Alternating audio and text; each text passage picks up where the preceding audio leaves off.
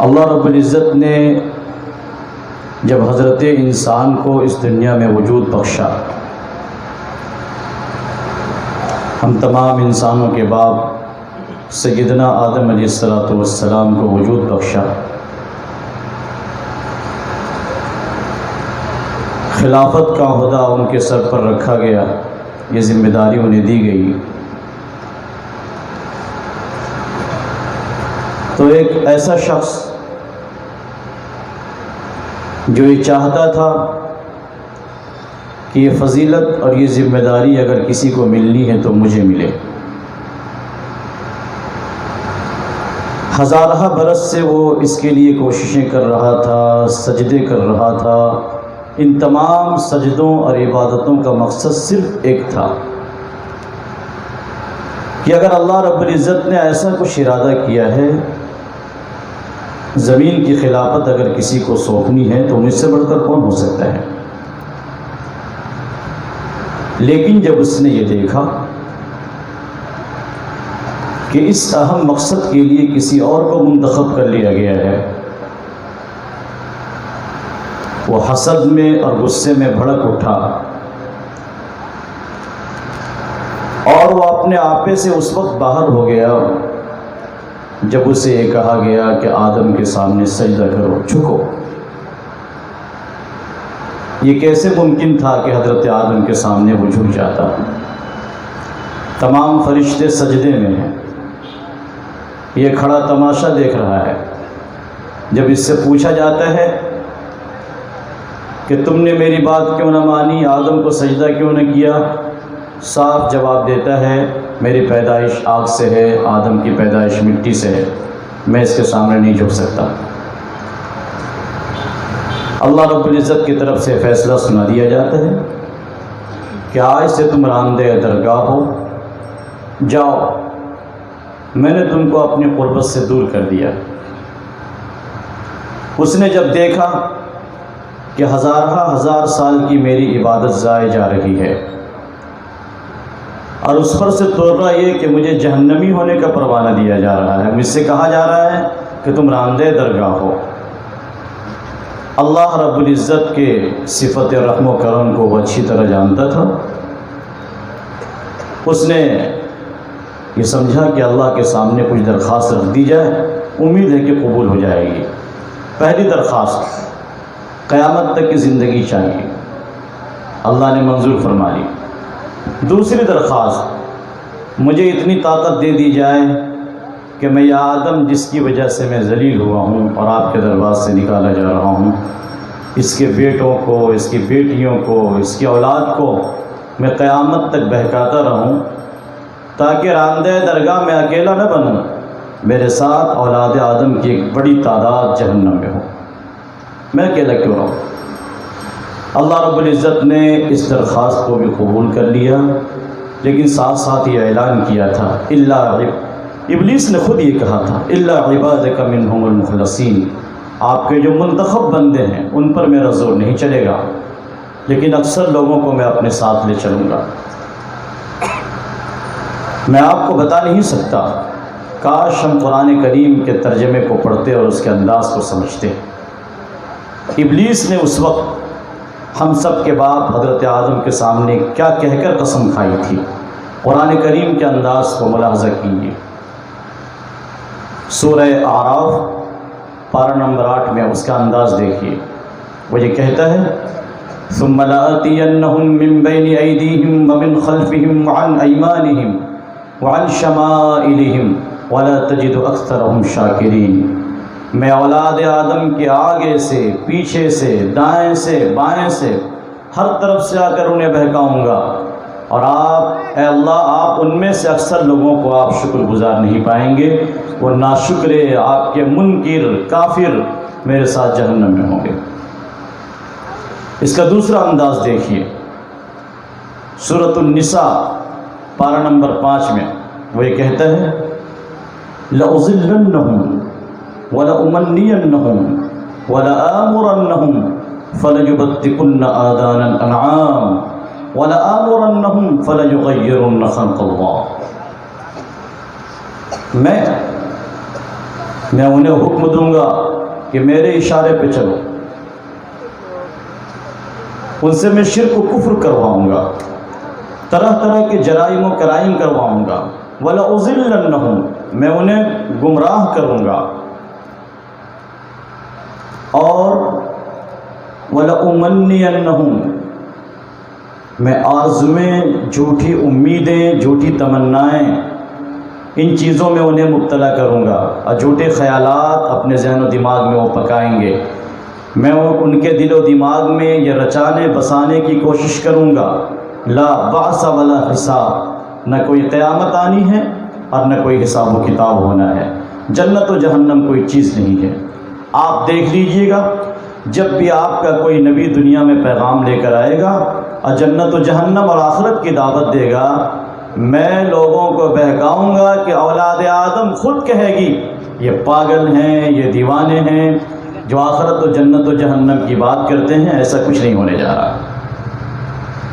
اس کا تیسرا انداز دیکھیے، جب اس نے اللہ کے سامنے قسم کھائی کہ میں اولاد آدم کو بہکاؤں گا، تو اللہ تعالیٰ کو بھی کیا جلال آیا۔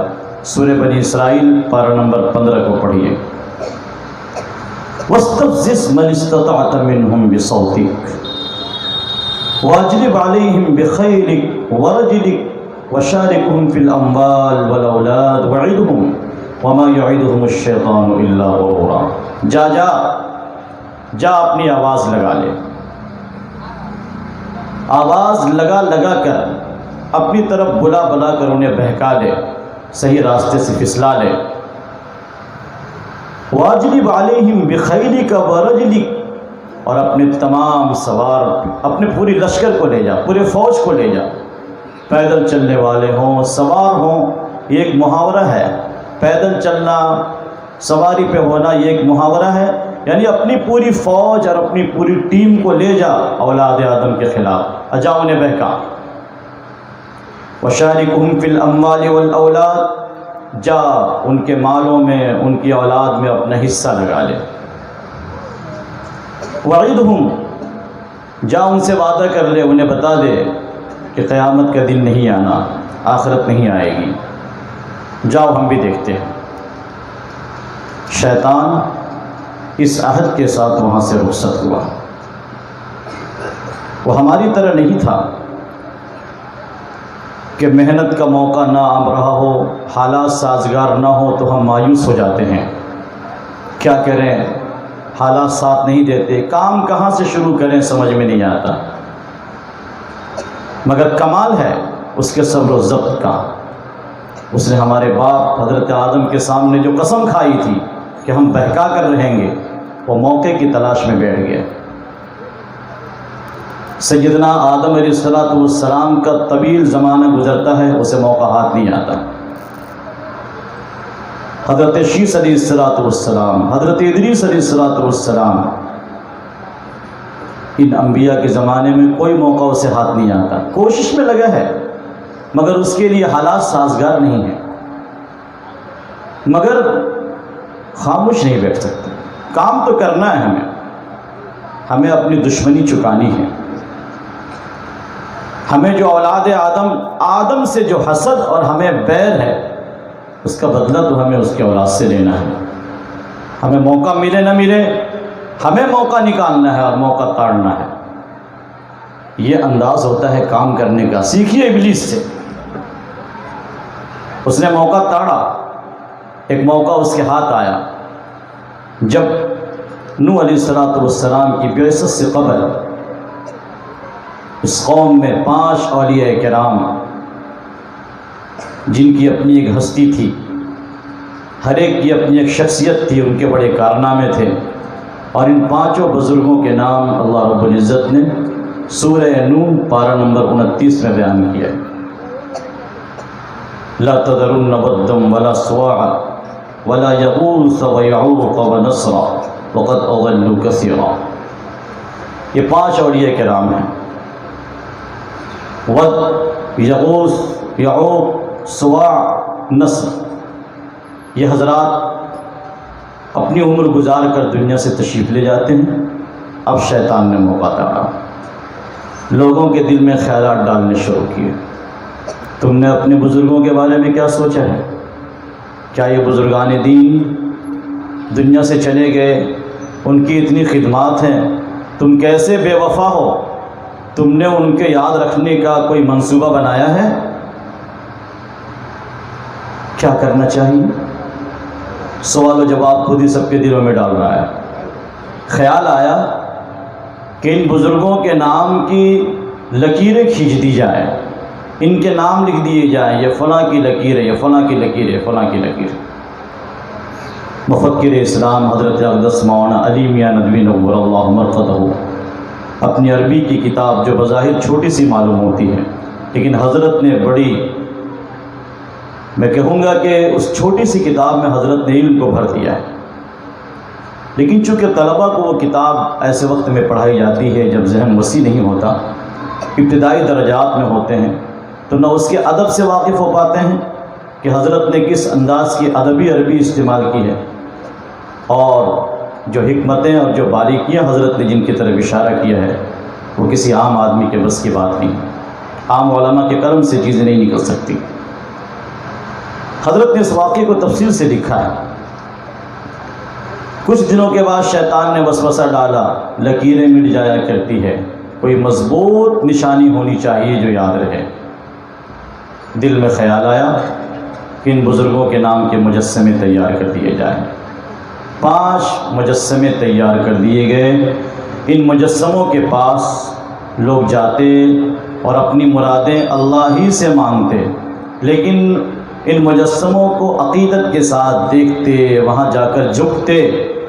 جب باپ دادا نے یہ حرکت کی تو آئندہ آنے والی نسلیں جو ایڈوانس ہوتی ہیں انہوں نے کہا صرف تھوڑا جھکنے سے کیا ہوتا ہے۔ اب ان مجسموں کے سامنے سجدہ شروع کر دیا گیا۔ باضابطہ بت پرستی کا آغاز ان 5 اولیاء کرام کے سجدوں سے ہو گیا۔ اور بت پرستی شیطان نے لوگوں کے دلوں میں ایسی رچائی اور بسائی، شرک کو ایسا اس نے مزین کر کے پیش کیا، خوبصورت بنا کر، کہ جتنے دیوی دیوتاؤں کے ہاتھ تمہارے سر پر ہوں گے اتنے ہی تمہارے لیے فائدہ ہے۔ ایک کو مانو گے ایک کی طاقت تمہارے ساتھ ہوگی، کروڑوں کو مانو گے سب کی شکتی تمہارے ساتھ ہوگی، بتاؤ بہتر کون ہے؟ حضرت نبی اکرم صلی اللہ علیہ وسلم جب اپنی قوم میں توحید کا پیغام سناتے تو معلوم ہے مشرکین مکہ کیا کہتے؟ اجعل الآلہۃ الہا واحدا ان ھذا لشیء عجاب۔ ارے اس نے تو اتنے سارے معبودوں کو ایک ہی کر دیا، بس ایک معبود ہے، یہ کیسی عجیب بات ہے۔ توحید انہیں سمجھ میں نہیں آ رہی تھی کہ ہے کیا، ایک اللہ کی عبادت، ایک کی پوجا۔